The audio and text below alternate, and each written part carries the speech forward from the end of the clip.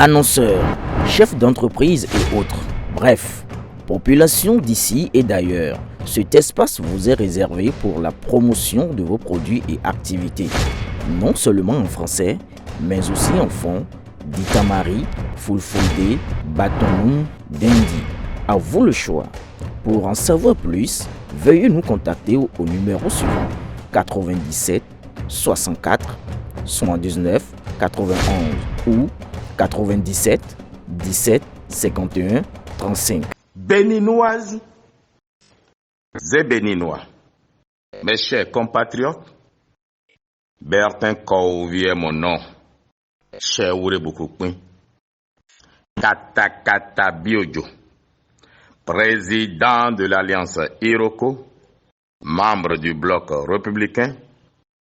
Je suis ami et frère de Olivier Boko, sans être membre de OB26, qu'il a perdu. Je suis soutien indéfectible du président Patrice Talon. Nous sommes le 13 octobre 2024. Chers compatriotes, j'entends des analystes de processus de coup d'État autoproclamé qui écument les plateaux de télévision pour dire que le président Patrice Talon aurait orchestré un complot contre son frère et ami Olivier Boko. Dites-moi, qu'est-ce que gagne le président Patrice Talon pour orchestrer un complot contre son ami et frère, celui-là qui gère ses affaires, celui-là à qui il a transféré ses actions, ne pouvant plus gérer une société pour respect de notre disposition constitutionnelle? Patrice Talon n'a-t-il pas d'enfant? Patrice Talon n'a-t-il pas d'épouse? Patrice Talon n'a-t-il pas de frère biologique? Pourtant, c'est à Olivier Boko qu'il a transféré tout ceci. Aussi, qu'est-ce qu'on peut reprocher à la gouvernance de Patrice Talon? Police, armée, justice, services de renseignement et organisations politiques dont on peut absoudre Olivier Boko, qui du reste pour moi était celui qui gouvernait pendant que Patrice Talon régnait. Parce que le président Patrice Talon, s'étant fixé pour objectif de construire les fondamentaux du développement béninois, a laissé certains sujets gérés par Olivier Boko. C'est d'ailleurs peut-être ce qui a fait que certains ont cru qu'il pouvait corrompre le commandant de la garde républicaine à orchestrer un coup d'État. Ceux qui disent qu'on parle de coup d'État sans armes, sans complices, mais ils n'ont rien compris, et qu'ils aillent à l'école de Tiani, le général Tiani, et que le général Tiani leur dise combien de complices a-t-il eu besoin? Qu'ils leur disent s'il a eu besoin d'aller acheter encore des armes. On parle d'un corps d'élite, la garde présidentielle. Et s'ils veulent qu'ils aillent voir le général Oligui Nguema au Gabon, il leur donnera le mode opératoire. C'était une tentative à corrompre la garde républicaine, garde qui garde chacun, à se saisir de lui. Donc, de grâce, comparaison n'est pas raison. Aussi, laissons la justice faire son travail. La justice béninoise va nous éclairer. On saura s'il faut avoir de doute ou pas. Mais pour moi, il n'y a pas de doute qu'il y a eu tentative de corruption a fait faire quelque chose? Est-ce un coup d'État? Est-ce bref, parce que il faut justifier pourquoi le besoin de souscrire à une assurance vie de 55 millions constitués en 2 mois en Côte d'Ivoire, alors qu'il y a NCA Assurance au Bénin aussi. Béninoises et Béninois, chers compatriotes, c'est au discours du parti LD que j'ai compris ce que me disait un éminent député de LD en juillet 2024, lui qui disait qu'il n'est pas exclu que Olivier Bokor et OB26 soient leurs candidats. Je n'y avais jamais prêté attention, je n'y ai jamais cru, mais quand j'ai vu ce qu'ils ont pondu comme communiqué, ce communiqué n'est rien d'autre qu'un communiqué post-coup d'État pour justifier pourquoi il y a coup d'État. Car tout ce qu'ils ont égrené sont selon eux les raisons qui fondent une tentative de coup d'État. Béninoises et Béninois, chers compatriotes, maintenant je voudrais parler aux militants haut placés de la mouvance présidentielle, dans le bloc républicain, comme dans l'Union progressiste, dans Moël Bénin, dans RN, et j'en oublie. Vos mouvements, nous les connaissons, nous les suivons. Vous qui êtes assis entre 2 chaises, qui êtes de la mouvance et encore avez des discussions et accointances avec ce qu'il est convenu d'appeler le 4e bloc, c'est-à-dire l'opposition LD, eh bien, sachez que nous vous surveillons. Ou si vous voulez, je vous surveille. Le moment viendra où je vais devoir dévoiler vos noms. Parce que être entre 2 chaises finit par vous amener à faire des erreurs.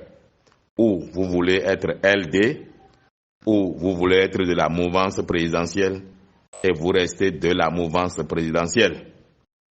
Les calculs politiciens ne vous amèneront nulle part. Vous êtes dans la maison, mais vous vous dites, et si la maison ne gagnait pas? Je vous dis, le candidat que le président Patrice Talon va nous suggérer ne sera pas Zinsou. Il gagnera parce qu'il aura beaucoup de réalisations à montrer. Il aura Bertin Kouvi pour le soutenir. Et le président Patrice Talon n'est pas le président Yahi Boni. Béninoises et Béninois, chers compatriotes, passez ce message à tous nos militants qui sont assis entre 2 chaises, cherchant déjà, sur quel pied danser au cas où la mouvance présidentielle actuelle échouerait en 2026.